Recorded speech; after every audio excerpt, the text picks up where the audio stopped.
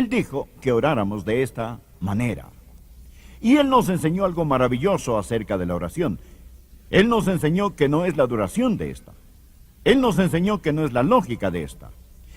Él nos enseñó que no es el idioma de nuestra oración, pero la fe de nuestra oración, el enfoque, la fuerza de nuestra oración que ocasiona que sea escuchada en el cielo. Escuche lo que el Señor dijo en el versículo 9. Vosotros pues oraréis así: Padre nuestro que estás en los cielos, santificado sea tu nombre. Venga tu reino. Hágase tu voluntad como en el cielo, así también en la tierra.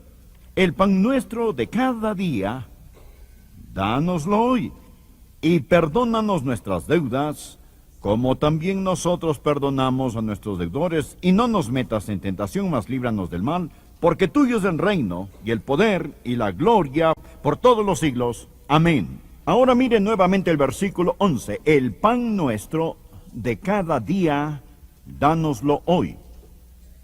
¿Tiene usted una necesidad hoy? Dios se deleita en suplir sus necesidades. Le da honra a Dios el suplir sus necesidades. Es realmente una deshonra para el Padre Celestial si no suple las necesidades de sus hijos. El versículo 11 nos enseña a orar por nuestro pan diario, pero el pan es un símbolo de cualquier necesidad que tengamos. Por supuesto, es una necesidad primordial, porque necesitamos pan para vivir. Permítame darle 4 pasos que le enseñarán cómo orar por su necesidad, que sus necesidades sean suplidas. ¿Cómo orar por el pan diario? Paso número 1. Anótelo simple y claro. Usted debe establecer la prioridad correcta. ¿Lo anotó? Debe establecer la prioridad correcta. Note la prioridad en esta oración. Mire el versículo 9. Vosotros pues oraréis así: Padre nuestro que estás en los cielos, santificado sea, ¿qué? Tu nombre. Venga tu reino. Hágase tu voluntad. ¿Lo ve usted? Tu nombre, tu reino, tu voluntad. Y note cómo cambia la oración en el versículo 11. Nuestro pan, nuestras deudas, nuestras tentaciones. Primero está el nombre de Dios, su reino, su voluntad, y después nuestras necesidades. Si usted no pone las prioridades en orden, nunca tendrá poder en la oración. Dios no es un botón celestial corriendo de un lado para otro supliendo sus necesidades. La oración no es donde los hombres logran que su voluntad se haga en el cielo. Esta es la manera en que Dios hace su voluntad sobre la tierra. Es tan importante que nosotros entendamos esto. Una de las claves para comprenderlo todo es la forma en que el Señor Jesucristo lo resumió en Mateo 6, versículo 33. Es un versículo increíble. Mírelo.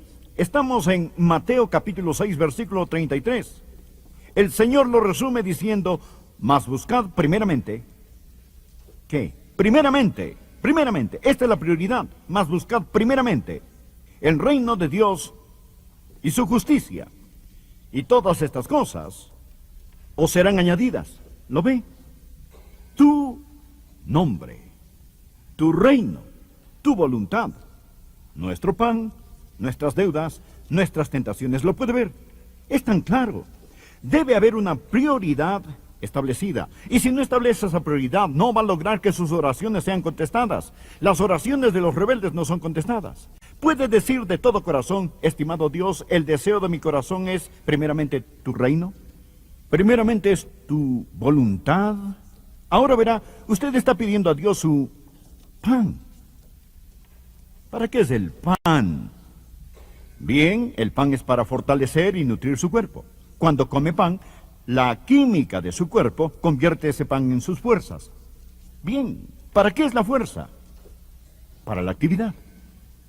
¿Por qué debe Dios darle más fuerzas para que sirva al diablo?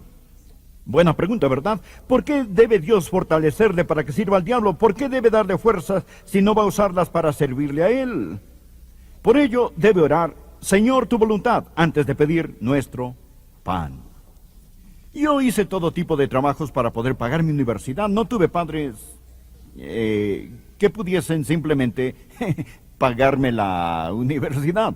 Dicen que hoy El pan de los 4 años universitarios sale de la harina de papá. Yo no tuve ese pan de 4 años universitarios de la harina de papá. Tuve que trabajar para pagar mis estudios e hice una serie de trabajos diferentes. Una de las cosas que solía hacer cada verano era trabajar en construcción. Recuerdo ir a West Palm Beach, en Florida. Estábamos remodelando el almacén mercantil de Palm Beach. Trabajaba para la compañía de construcción McLaren. Tenía el exótico y sofisticado trabajo de empujar una carretilla. y estábamos rellenando una parte de una plancha de cemento arriba en un edificio. Era un área enorme la que teníamos que rellenar. Toda la armadura de acero estaba instalada y habían colocado plataformas de madera o simples tablas para pasarlas con las carretillas. Y todos estábamos empujando carretillas repletas de concreto y corriendo sobre esa plataforma hasta la enorme área donde la grúa no podía alcanzar para descargar el concreto. Y habíamos trabajado toda la tarde y aún quedaba mucho trabajo por hacer. Continuamos echando concreto, teníamos que terminar.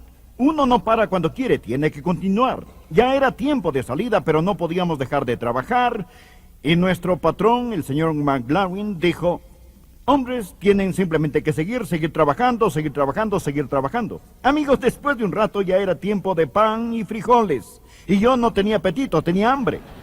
Y si ha estado alguna vez así, entenderá. Yo nunca me olvidaré. Después de un rato llegó un camión cargado con las mejores cosas, emparedados, café caliente y otras cosas.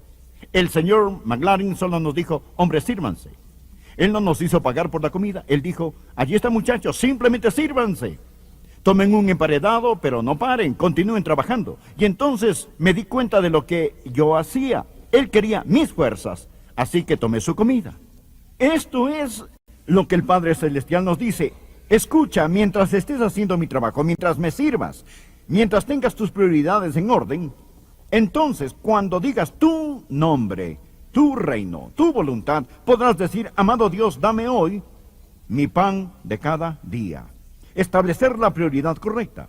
Cuando acude a Dios en oración, debe preguntarse a sí mismo: amado Dios, es el ferviente y consumidor deseo de mi corazón que tu nombre sea glorificado. Es el ferviente y consumidor deseo de mi corazón que tu reino venga. Es el ferviente y consumidor deseo de mi corazón que tu voluntad se haga en la tierra como en el cielo. Ahora, no me diga que no funciona si no lo ha tratado.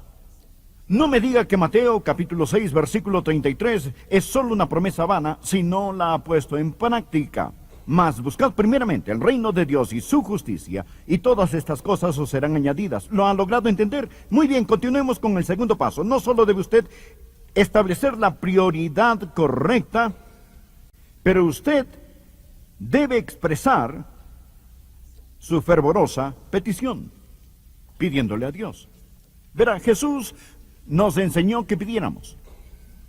Jesús nos enseñó a orar así: danos hoy nuestro pan diario. El por qué algunas personas no tienen sus necesidades provistas es porque no piden. Es así de simple. Ellos no piden. Está en Mateo 6. Busque Mateo 7 y miren el versículo 11.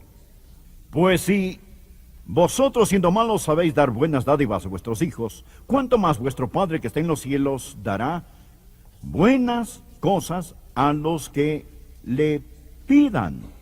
Leamos el versículo 9. ¿Qué hombre hay de vosotros que si su hijo le pide pan, le dará una piedra?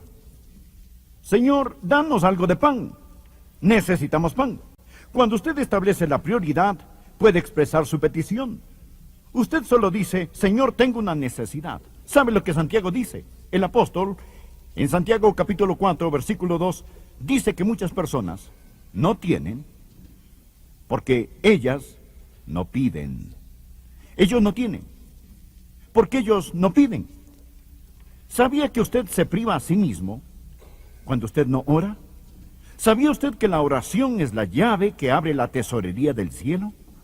Un día hace muchos años en Florida, estaba en mi estudio, meditando, y tuve un pensamiento que literalmente me estremeció. Simplemente me sacudió, me golpeó como un martillazo. No creo que jamás haya tenido un pensamiento en toda mi vida que tuviera el impacto en mi corazón que este tuvo. Cuando le cuente cuál fue, va a decir, bueno, todos sabemos eso. Yo lo sabía también. Lo sabía acá arriba. Pero me golpeó con tal fuerza que nunca lo he olvidado. Permítame decirle cuál fue el pensamiento que tuve. ¿Desea saber cuál fue este estremecedor pensamiento? Usted se va a desilusionar o quizá no cuando le cuente. Usted va a decir, hoy yo esperaba algo diferente.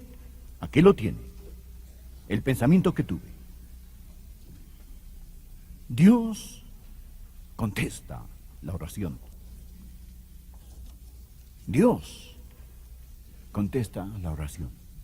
Y me dije a mí mismo, Adrián, ¿es esto cierto? El Dios que creó los universos, el gran eterno Dios, me escucha. Yo puedo hablar con Él. Yo puedo acudir a Él y Él me responderá. Y me mostrará grandes y maravillosas cosas. Entonces me dije a mí mismo, si esto es verdad, y es verdad, eres un absoluto tonto si no aprendes cómo orar. ¿No es esto cierto? Ahora, si es que Dios no contesta las oraciones y no sirven de nada, olvidemos todo el asunto. Pero si Dios contesta la oración, oremos. ¡Qué tontos somos! ¡Qué tontos somos si no aprendemos a orar! Usted no tiene, porque usted no pide. El tercer paso para orar por el pan de cada día. No solo debe usted establecer la prioridad correcta, no solo usted debe expresar su fervorosa petición, pero también usted debe ejercer un desempeño personal. Ahora, esto es importante. La oración no es un sustituto del trabajo, no es un sustituto de la diligencia. Si usted ora por pan, ¿sabe usted cómo decir amén? Trabajando para obtenerlo. Permítame darle algunos versículos. Alguien dirá, bien, sabe, yo no voy a trabajar porque Dios alimenta a las aves del cielo. Cierto, Él alimenta a las aves del cielo. Capítulo 6. Mire por favor el versículo 26. Mírelo. Mirad las aves del cielo que no siembran, ni ciegan, ni recogen en graneros, y vuestro Padre Celestial las alimenta. ¿No valéis vosotros mucho más que ellas? Dirá, Dios alimenta a las aves, entonces Dios me alimentará. Bien, es verdad. Pero ¿cómo alimenta Dios a las aves? ¿Les tira Dios la comida en el nido? No, ellas salen a buscar su comida. ¿Cómo le va Dios a alimentar? ¿Quiere usted que Dios le dé pan? Permítame darle algunos versículos. Génesis 3, versículo 19. Con el sudor de tu rostro comerás el pan. Aquí está otro versículo. Segunda Tesalonicenses 3, versículo 10.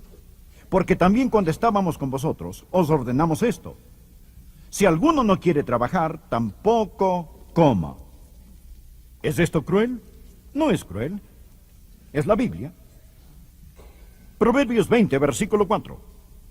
El perezoso no hará causa del invierno. Pedirá pues en la siega y no hallará. ¿Es perezoso para labrar? Entonces no tendrá nada que comer.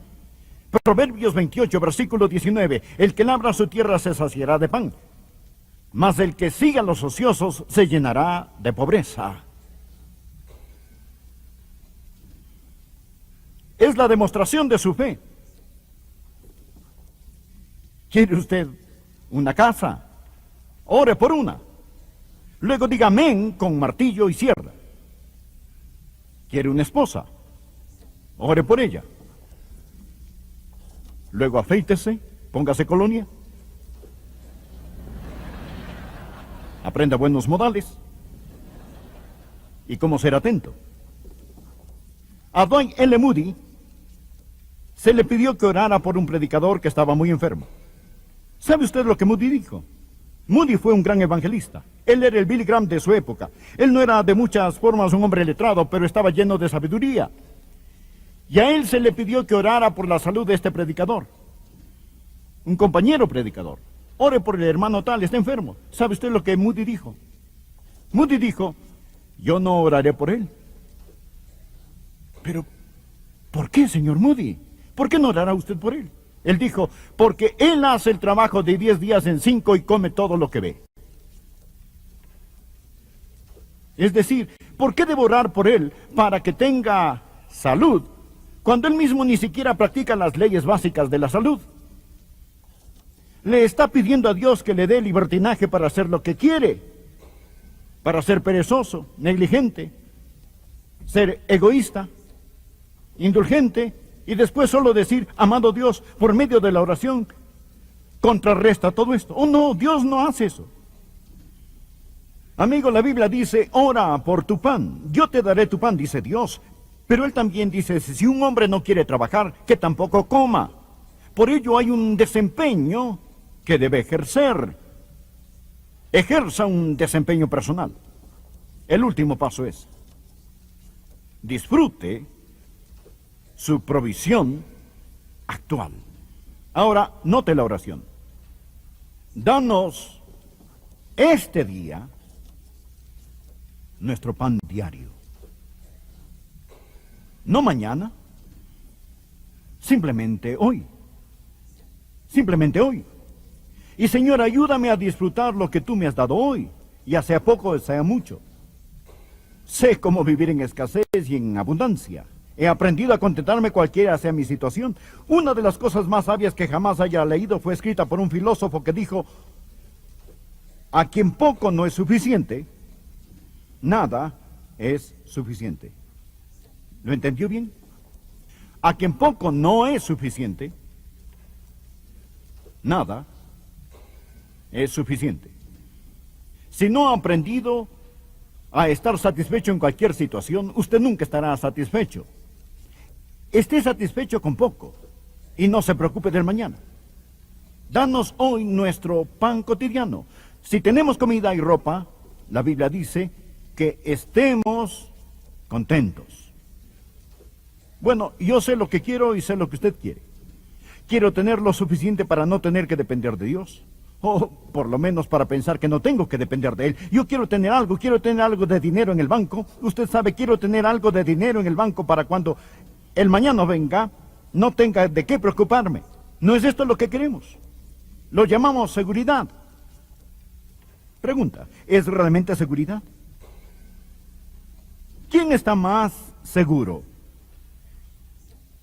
¿El hombre que tiene una bodega llena de pan añejo? ¿O el hombre cuyo padre es un panadero rico? Oí a un predicador enseñando una vez y dijo, yo no necesito dinero. Usted no oye a muchos predicadores decir esto. Él dijo, mi esposa y yo tenemos $40 en el banco. No necesitamos dinero hasta que eso se acabe.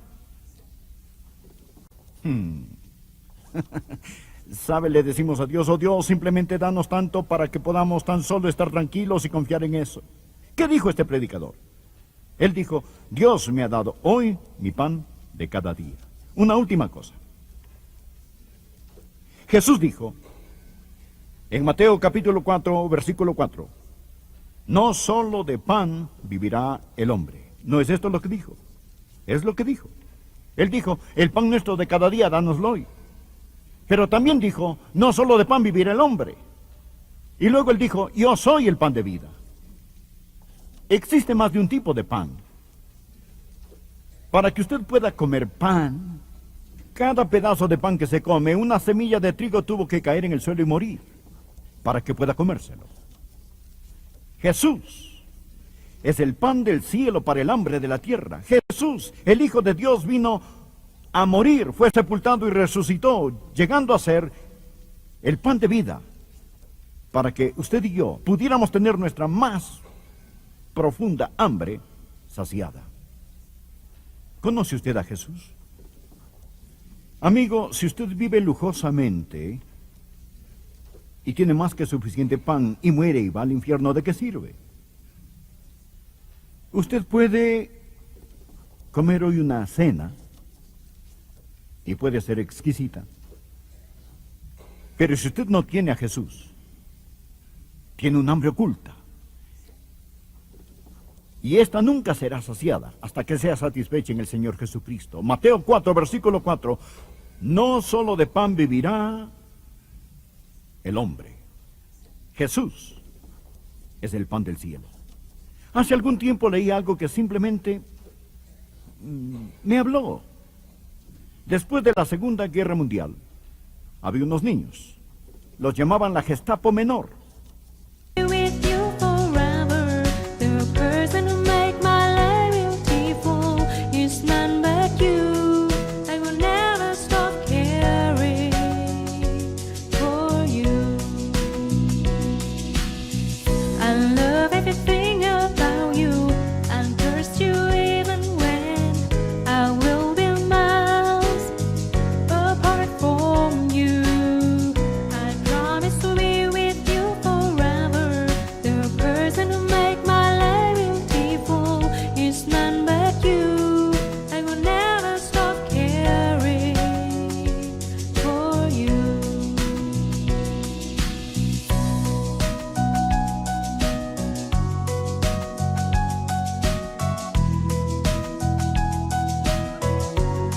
Estos niños de 12 y 13 años habían sido tomados por Hitler, sacados de sus hogares y puestos en campamentos de jóvenes. La futura Gestapo de Hitler. Pero él perdió la guerra. Estos niños habían sido desplazados de sus padres y en muchas ocasiones ellos ya habían muerto o también habían sido desplazados. Estos niños habían pasado de ciudad en ciudad, de barriada en barriada, y los humanitarios finalmente tomaron a la Gestapo Menor y los pusieron en carpas para reformarlos. Los niños estaban aterrados. Ellos se despertaban en la noche gritando con pesadillas. No lograban conseguir que durmieran toda la noche. Un psiquiatra dijo, parte de esto es que los niños tienen un futuro tan incierto. No deberían de estar enfrentando este tipo de situación a los 11 o 12 años o a ninguna edad. Y los niños se despertaban en medio de la noche con pesadillas, simplemente gritando. El psiquiatra dijo, creo que tengo un plan. Esto es lo que hizo. Les dio de comer una gran cena en la noche. Y luego les dio un pedazo de pan. Y les dijo, agárrenlo en su mano esta noche. Sosténganlo con ambas manos. Será su desayuno en la mañana. Y los niños se durmieron toda la noche, porque ellos tenían en sus manos su desayuno para la mañana siguiente. De algún modo, el solo acostarse,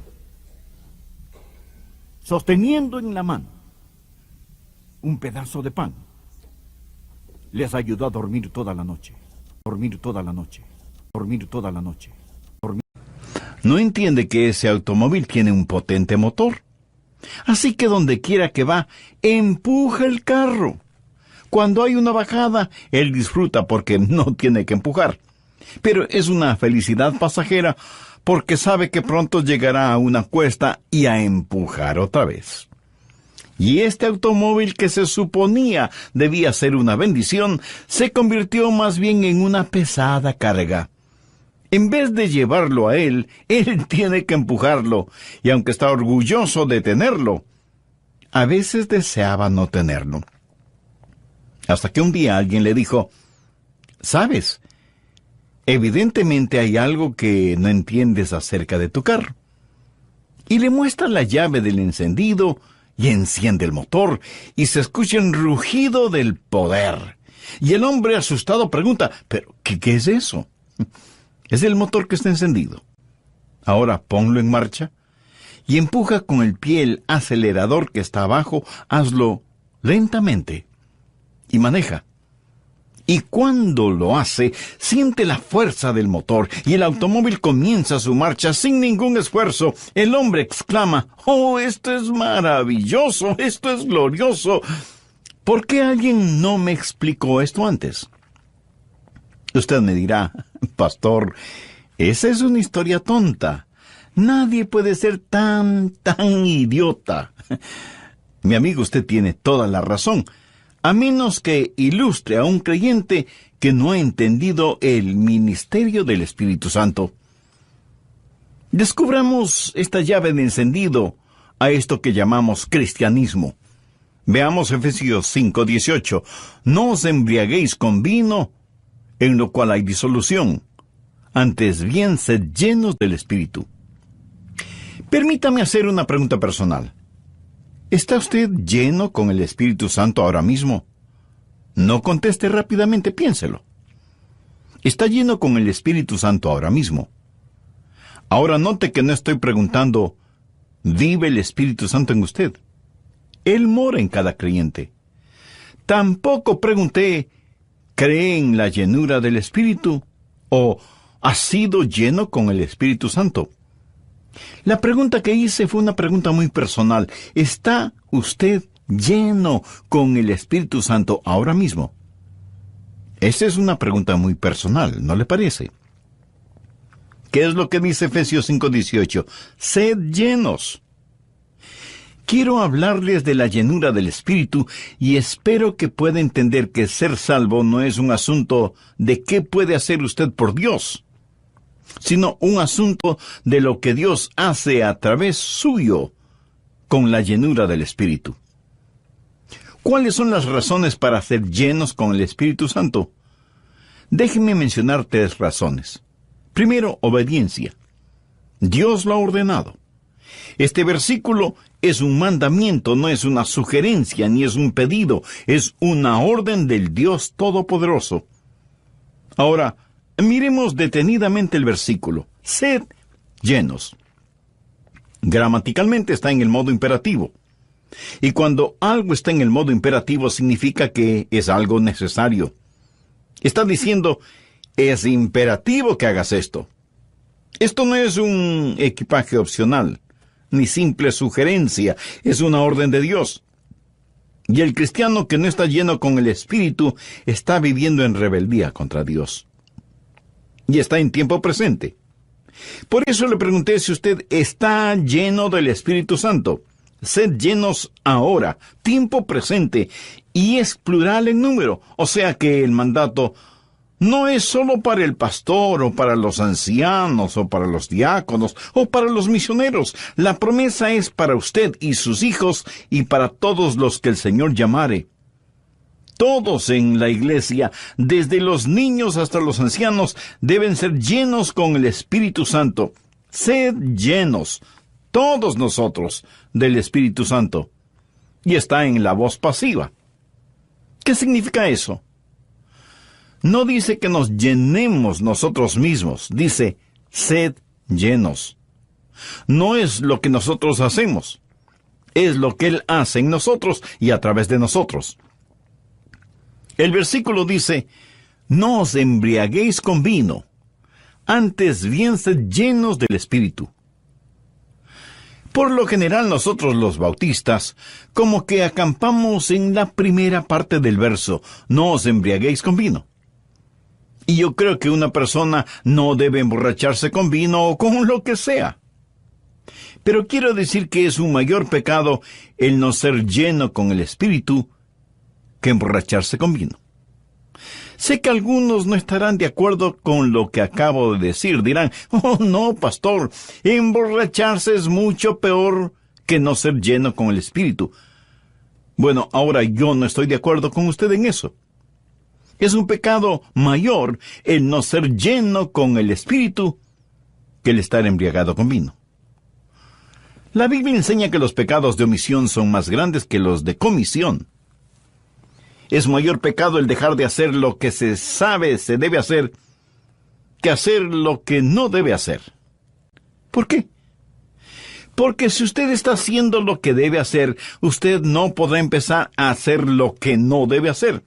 Pero si usted está haciendo lo que no debe hacer, obviamente no estará haciendo lo que sí debe hacer, y no me pida que repita eso. Pero espero que lo haya entendido. El pecado de omisión es más grande que el pecado de comisión. Por ejemplo, en las iglesias que he pastoreado he tenido más problemas con las personas no llenas con el Espíritu que con personas que han sido borrachas. ¿Por qué? Carnalidad. En las iglesias, ¿cuántas veces una persona está en la plataforma sin estar llena del Espíritu? Escuche, será peor para él o ella el estar detrás del púlpito sin estar lleno o llena del Espíritu, que lo que sería si estuviera embriagado. Verá, Si él o ella están llenos con el Espíritu, jamás van a estar embriagados con vino. Porque estar embriagados con vino es el diablo sustituyendo el ser llenos del Espíritu. Por favor, espero que entienda que no estoy defendiendo el emborracharse de ninguna manera. Ni veo con ligereza el asunto de embriagarse. La Biblia dice muy claramente, no os embriaguéis. Estoy diciendo sencillamente por qué debemos ser llenos con el Espíritu. Primero, obediencia, es imperativa. La Biblia dice que es imperativo que usted sea lleno del Espíritu. Es una orden para obedecer, tanto como una bendición para gozar. Segundo, obligación. ¿Alguna vez ha pensado en sus obligaciones como creyente cristiano? ¿Alguna vez ha pensado en lo que la Biblia le manda hacer? ¿Y cómo hacer lo que la Biblia le dice que haga? En usted mismo no tiene esa fortaleza. Veamos Efesios 5, 19 y 20, que habla de su vida de adoración. Hablando entre vosotros con salmos, con himnos y cánticos espirituales, cantando y alabando al Señor en vuestros corazones, dando siempre gracias por todo al Dios y Padre, en el nombre de nuestro Señor Jesucristo. En nuestra vida de adoración necesitamos estar llenos con el Espíritu Santo. ¿Por qué? Porque Dios es espíritu, y los que le adoran en espíritu y en verdad es necesario que adoren. Pero no solo en su vida de adoración, sino en su vida matrimonial. Vean lo que dice Efesios 5:22. Las casadas estén sujetas a sus propios maridos como al Señor. La Biblia enseña que la esposa debe respetar y amar y someterse a su esposo, como a Cristo. Y algunas me preguntarán, ¿sujetas a ese diablo en dos piernas? Exactamente. Debe estar sujeta a su marido. Yo no lo estoy diciendo. Dios lo dice aquí en su palabra. Pero en esta época de feminismo y en que cada persona reclama sus derechos, ¿cómo es posible hacer eso? Bien, no está en nuestra naturaleza humana el hacerlo. Y yo no conozco ninguna mujer en el mundo que se someta a su marido sin estar llena con el Espíritu. Quiero decir, verdaderamente sujeta a su marido sin estar llena con el Espíritu. Puede que lo haga a regañadientes, pero esa no es la manera en que debemos someternos al Señor Jesús. Debemos someternos a Él gozosa y alegremente. Ahora, esto no significa que las esposas son inferiores a sus esposos. De hecho, muchas esposas son superiores a sus esposos. Sé que la mía lo es. Ella dice, yo no quiero ser igual a ti. No voy a descender por nada del mundo. No, ella no dijo eso. Pero, mi amigo, hombres y mujeres son iguales delante de Dios, y sin embargo la Biblia dice que las esposas deben estar sujetas a sus propios maridos. Pero, lo repito, no está en nuestra naturaleza humana el hacer eso. Algunas estarán preguntando, ¿por qué la Biblia siempre ordena cosas difíciles a las mujeres? No, en realidad no es así. Vean lo que dice Efesios 5:25. Maridos, amad a vuestras mujeres, así como Cristo amó a la iglesia y se entregó a sí mismo por ella. Por favor, note lo siguiente. A la mujer se le manda que esté sujeta a su marido como si él fuera Cristo. Pero el marido debe amar a su esposa como si ella fuera la iglesia. ¿Y cómo ama Cristo a su iglesia? Bueno, Él ama a la iglesia sacrificialmente, murió por la iglesia, se dio a sí mismo por la iglesia. Un esposo debe amar a su esposa de tal manera que esté dispuesto a morir por ella. Y eso se lo puede ver en la forma en que él vive por ella. Incidentalmente, diré que la mayoría de esposas no tendrían ninguna dificultad sujetándose a su esposo que le ame lo suficiente como para morir por ella. y que lo demuestre en la manera en que él vive para ella. El doctor Henry Ironside cuenta que una vez un hombre vino a verle buscando consejo y le dijo: mi problema es mi mujer. Ironside le preguntó: ¿está teniendo dificultades con ella? No, ninguna dificultad. Mi problema es que la amo demasiado, la adoro. Estoy pensando en ella todo el tiempo. Me temo que la amo tanto que creo que es pecado. El doctor Ironside dijo: la ama más de lo que Cristo ama a la iglesia. Oh, no, pastor, yo no diría eso. Y el doctor Ironside, con una palmada en la espalda y sonriendo, le dijo: mi amigo, entonces usted todavía no la ama lo suficiente. Maridos, amad a vuestras mujeres, así como Cristo amó a la iglesia. Yo no puedo hacer nada como Cristo lo hizo. No tengo la habilidad de hacer nada de lo que Jesús hizo. La única manera en que yo puedo hacer lo que Cristo hizo es que Jesús lo haga cuando esté en mí. No hay otra forma. El Santo Espíritu de Dios ama a mi esposa por mi intermedio. Es por esa razón que a ella no le importa ser segunda en mi vida, porque sabe que cuando Jesucristo ocupa el trono de mi vida y yo estoy lleno con el Espíritu, la amo a ella mucho más que si fuera la número 1 en mi vida, porque ese puesto le pertenece a Cristo. Como número 2, ella recibe mucho más amor que si fuera número 1, porque Dios en mí la ama. De vez en cuando, algún hombre viene y me dice: pastor, ya no amo a mi mujer, ya no la amo. Como si esto fuera una excusa para la separación o el divorcio. No hay excusas, porque todas las cosas que Dios le ha ordenado hacer, usted puede hacerlas. ¿Qué si Dios me diría, mostrándome un edificio altísimo: Adrián, salta sobre este edificio? No puedo saltar sobre una valla de 1 metro, menos voy a poder saltar sobre ese edificio. ¿Qué clase de Dios me ordenaría hacer algo que no pueda hacer? Cuando Dios dice: maridos, amad a vuestras mujeres, significa que sí se puede. Pero usted lo podrá hacer solo con el poder de Él. ¿Qué es lo que estoy diciendo? Que en su vida de adoración necesite estar lleno con el Espíritu. En su vida matrimonial necesite estar lleno con el Espíritu. Y en su vida profesional o laboral usted necesita estar lleno con el Espíritu. Efesios 6:5 dice: siervos. La palabra siervos literalmente significa esclavos. Obedeced a vuestros amos terrenales con temor y temblor, con sencillez en vuestro corazón, como a Cristo. En simple español, ¿sabe lo que eso significa? Que debe servir a su jefe como si fuera Cristo. Y usted me dirá de inmediato: no puedo hacerlo, él no es un cristiano, no vive bien delante de Dios. ¿Cómo puedo servirle como si fuera Cristo? Bueno, veamos lo que dicen los versos 6 y 7. No sirviendo al ojo, como los que quieren agradar a los hombres, sino como siervos de Cristo, de corazón, haciendo la voluntad de Dios, sirviendo de buena voluntad, como al Señor y no a los hombres. Usted trabaja para su jefe como si él fuera Jesús, y cuando vaya a trabajar debe hacerlo con entusiasmo, por su jefe y el negocio.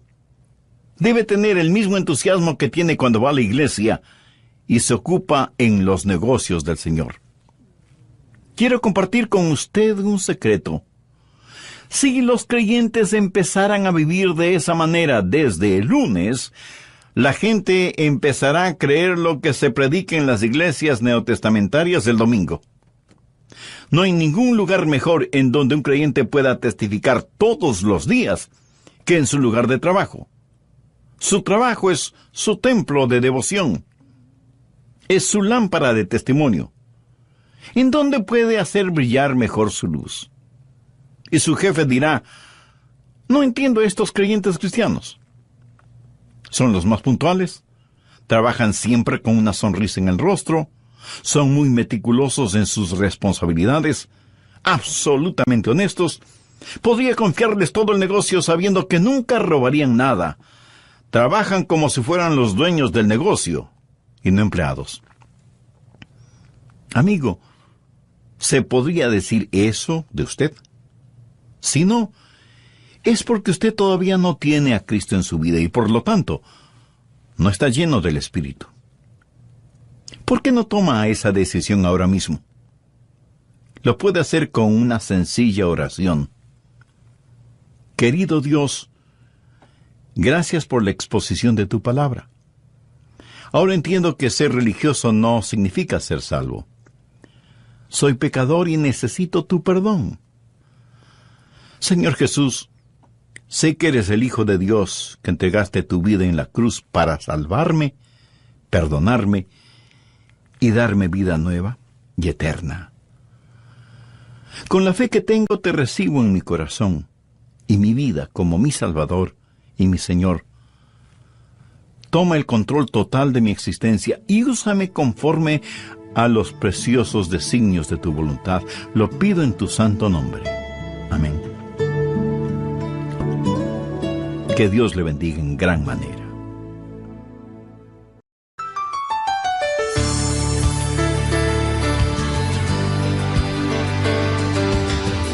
Como siempre, hacemos llegar a todos ustedes nuestro cordial saludo de bienvenida al programa El Amor que Vale.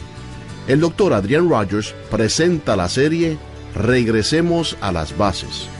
¿Cuáles son los requisitos para ser llenos con el Espíritu Santo de Dios? En su palabra nos dice que debemos ser llenos del Espíritu. No piense que el Espíritu Santo es una sustancia o una fuerza. No. Es una persona. Jesús, refiriéndose al Espíritu Santo, dijo que cuando Él venga, nos enseñaría todas las cosas. Una sustancia no puede enseñar. No despersonalice al Espíritu Santo. Tampoco piense que ser lleno del Espíritu es como si usted fuera un envase y el Espíritu Santo fuera un líquido. O que usted es una batería y el Espíritu Santo un cargador eléctrico. No. El Espíritu Santo es una persona y usted es un templo. Por eso el apóstol Pablo dijo: ¿O ignoráis que vuestro cuerpo es templo del Espíritu Santo? Ahora, ¿qué significa el ser llenos del Espíritu? ¿Sabe verdaderamente qué significa ser llenos del Espíritu? Escuchemos la conclusión del mensaje, Cómo tener una vida llena del Espíritu, con el Dr. Adrian Rogers en la voz del pastor Lenín de Llanón. Por favor, busque Efesios capítulo 6, los versos 10 y 11. Por lo demás, hermanos míos, fortaleceos en el Señor y en el poder de su fuerza, vestíos de toda la armadura de Dios. Ahora todavía sigo hablando en el contexto de ser llenos con el Espíritu. Estamos en una batalla. Tenemos un enemigo que es real, malévolo, engañador y siniestro. Y además está muy activo, ordenando todas las fuerzas del infierno contra usted y su familia. Él quiere sabotear su vida.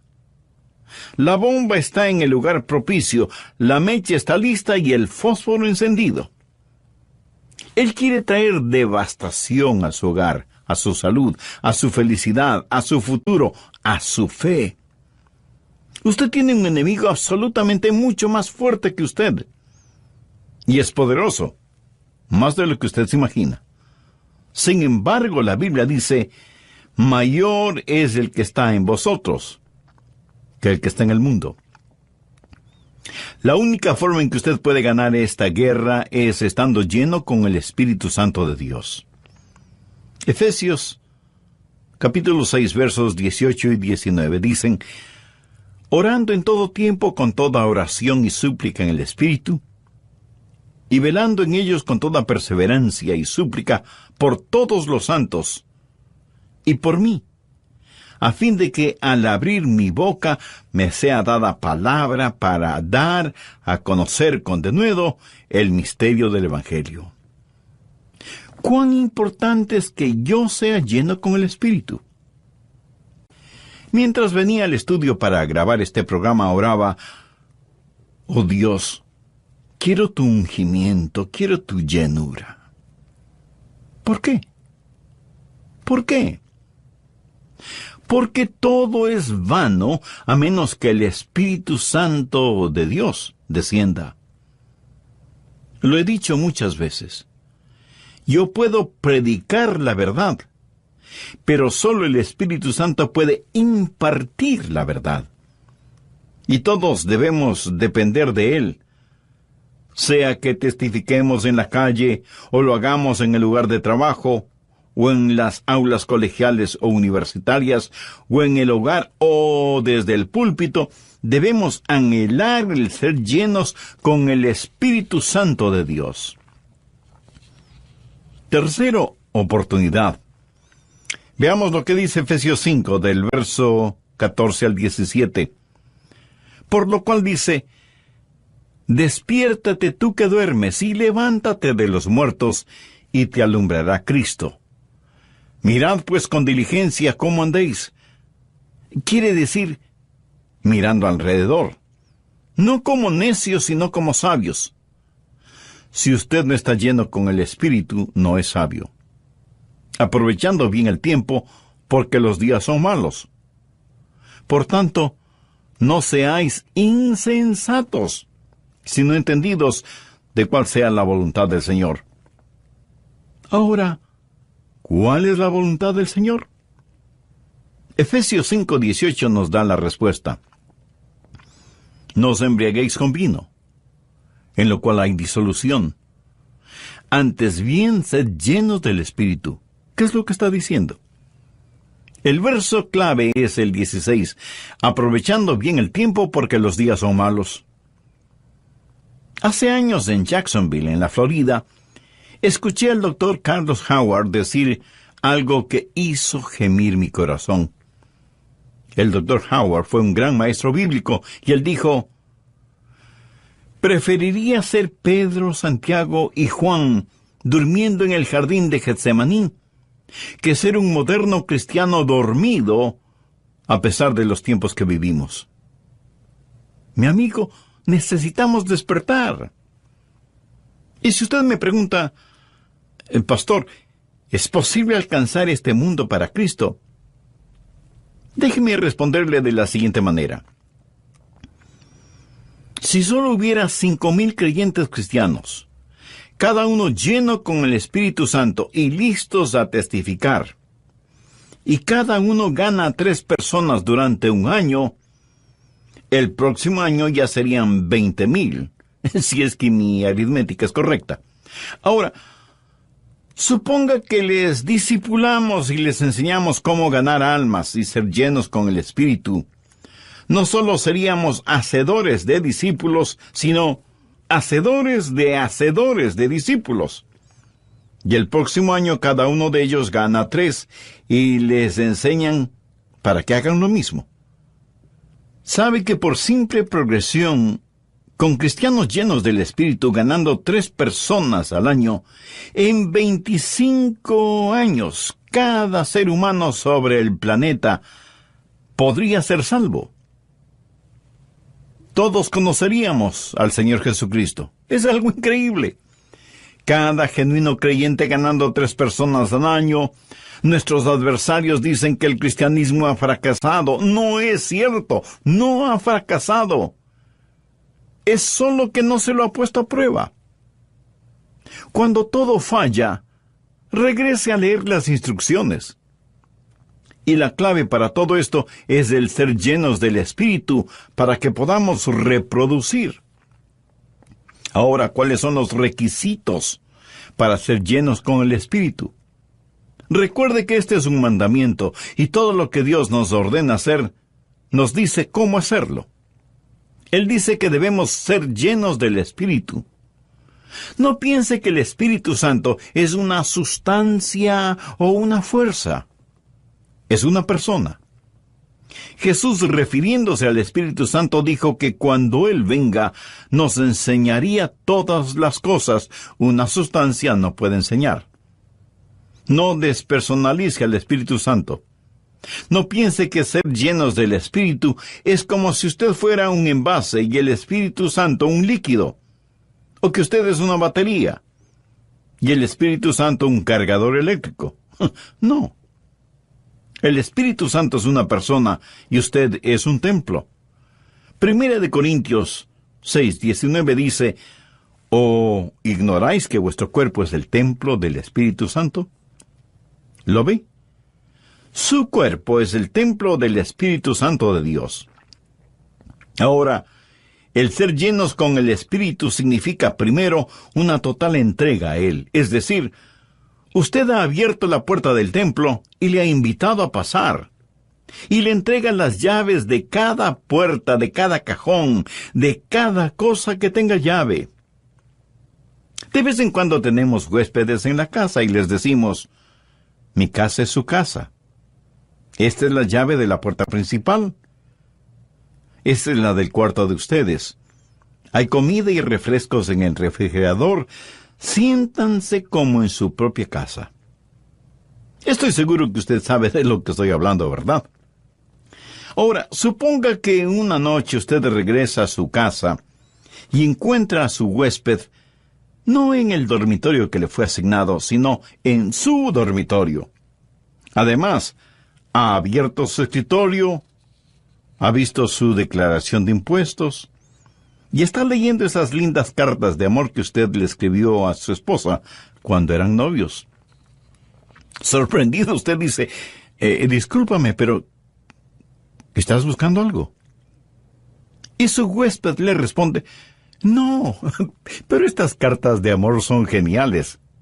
Y sabes, yo creí que ganabas más dinero. Y usted siente que la sangre comienza a hervir en sus venas, trata de controlarse y con disgusto responde: ¿y eso a ti qué te importa? ¿Qué derecho tienes de estar viendo mis papeles personales? Y su huésped contesta: no te entiendo. Me dijiste que esta casa era como mi casa. Me dijiste que me sintiera como en mi propia casa.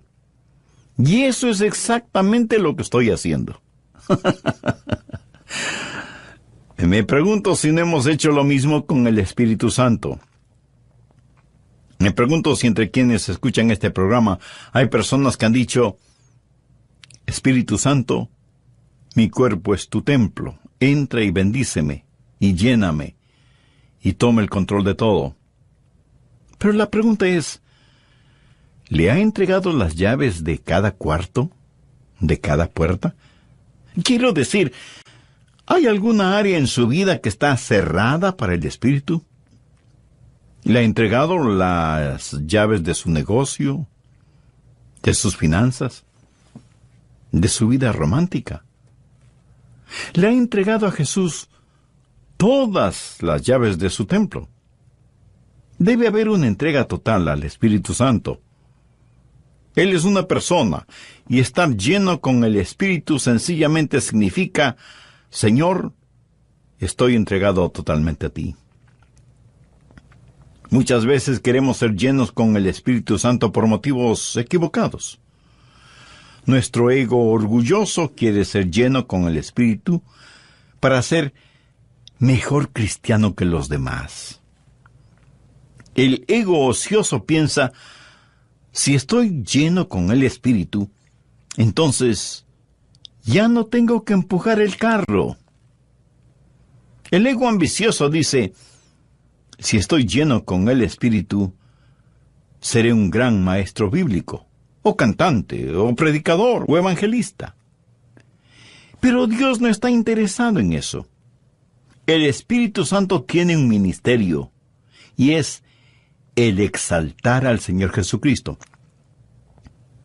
Cuando la más ardiente ambición de su corazón y su vida sea el exaltar al Señor Jesús, y le ha entregado las llaves de todo, entonces usted estará lleno del Espíritu Santo. Pero escuche, no solo debe haber una entrega total, sino también un continuo control. El verso literalmente dice: estad siendo llenos. Y ese es el problema con muchos que fueron llenos con el Espíritu, pero como que se disipó el efecto. Necesitamos continuamente el depender del Espíritu Santo. Hay una total entrega, un continuo control y un consciente reclamo. De hecho, usted debe reclamar esta llenura. Así como recibió al Señor Jesús por fe, así como lo recibió, debe caminar en Él. ¿Cómo recibió al Señor en su vida? Por fe. ¿Cómo camina por fe? Sencillamente dice: Señor, te agradezco, me abro a ti, y te agradezco por llenarme ahora mismo. Y le reclama por fe, no por sentimiento, reclaman la llenura. Cuando usted haga eso, será lleno con el Espíritu Santo de Dios. Les he hablado de las razones y de los requisitos. Ahora permítame hablar de los resultados. Este pasaje de la Escritura da 3 básicos resultados del ser llenos con el Espíritu, y se muestran en todas nuestras relaciones en la vida. Es fácil para usted el saber si está lleno o no con el Espíritu Santo, porque lo verá en sus relaciones, primero con Dios, segundo, frente a las circunstancias, y tercero, con las otras personas. Primero, en su relación con Dios, habrá un espíritu de adoración. Efesios 5:19 dice: hablando entre vosotros con salmos, con himnos y cánticos espirituales, cantando y alabando al Señor en vuestros corazones. ¿Sabe que yo puedo decir cuando estoy lleno del Espíritu? Cuando constantemente quiero estar alabando a Dios y diciéndole a Jesús que le amo, y entonando canciones de alabanza al Señor. Hay un quemante, apasionado y encendido amor emocional en su corazón por el Señor Jesús. Y ahora veamos el verso 20. Dando siempre gracias por todo al Dios y Padre en el nombre de nuestro Señor Jesucristo. Una persona llena con el Espíritu es humildemente grata. Una persona carnal es gruñonamente odiosa, y esa es la diferencia. Mi amigo, cuando usted está lleno con el Espíritu Santo, usted humildemente agradece a Dios por lo que Él está haciendo. Esa es una de las razones por la que usted le alaba, porque siente gratitud por lo que Él hace en su corazón y en su vida, y le agradece por todas las cosas, no solo por algunas cosas, sino por todas, dando gracias a Dios por todo. Primero, en su relación con Dios debe haber un espíritu de adoración. Segundo, en su relación con las circunstancias debe haber un espíritu de aprecio. Y tercero, en su relación con las otras personas debe haber un espíritu de adaptación. En Efesios 5:21 leemos: someteos unos a otros en el temor de Dios. ¿No sería maravilloso si todos nosotros aprendiéramos a hacer eso? Si yo me someto a usted y usted se somete a mí. Por favor, entienda bien esto. La sumisión no es...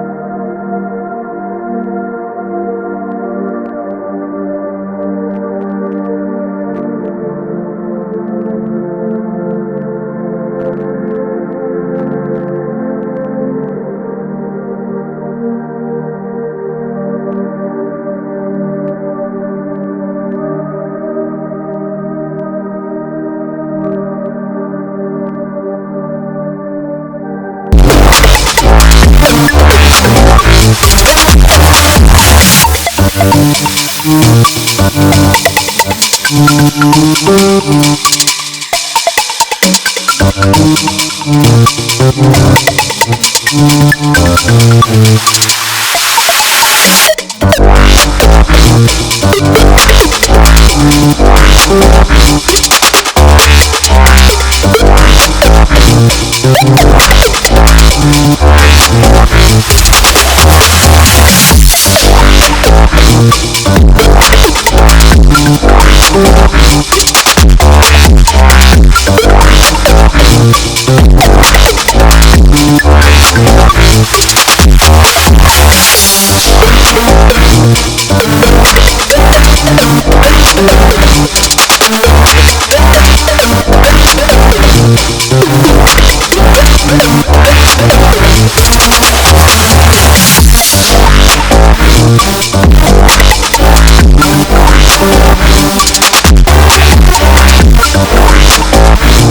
you.